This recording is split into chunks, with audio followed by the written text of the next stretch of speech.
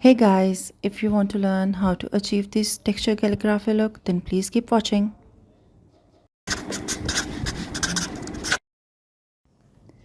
So I took a mini canvas, and just to add little details to my canvas and design to the canvas, I used a stencil and modeling paste. I used Sakura's modeling paste. You can use any. Just fill the top of your stencil with the modeling paste.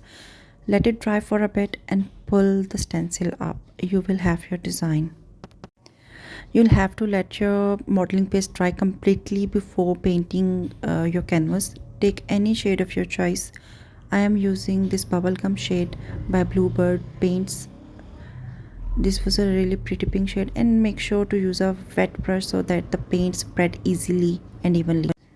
Again, let your canvas dry completely before sketching out the calligraphy with the help of a pencil. Then I use this silver shade just to add a little details to the texture that we made with the modeling paste. Okay, so these are the main tools that I used for texture calligraphy, and you can use them for any texture that you want on your canvas. These are known as henna tools. They come with different nozzles.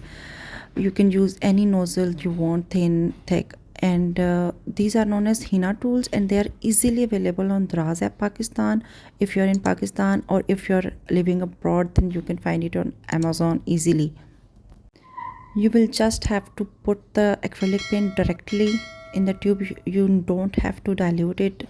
There is no need to dilute it. Just put it in this and start doing your calligraphy. The paint should run smoothly through the nozzle, but if you feel any difficulty or any air coming through the nozzle, then this simply means that the paint inside the tube is not enough. So you will have to put more paint inside the tube. Here I am making an outline of the calligraphy first. You will have to be really patient and really slow with this process, especially if you're a beginner and if you're attempting it for the first time. After completing the outline, you just have to fill in the paint, and you can fill in as much thick as you want. And let me tell you that after this will dry, this will also flatten a bit.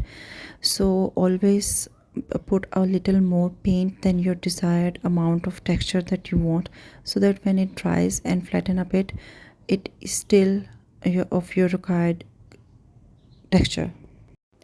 Also guys, this is my very first YouTube video, so please excuse me if I made any mistake. And if you like this process video or learned anything from it, then your like and subscribe will mean a lot to me.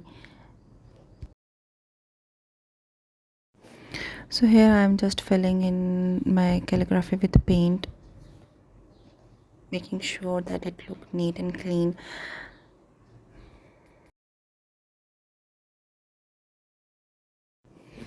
Also, these tools made really good dots with perfect consistency, so I just add a little details to the texture that we made just by the way.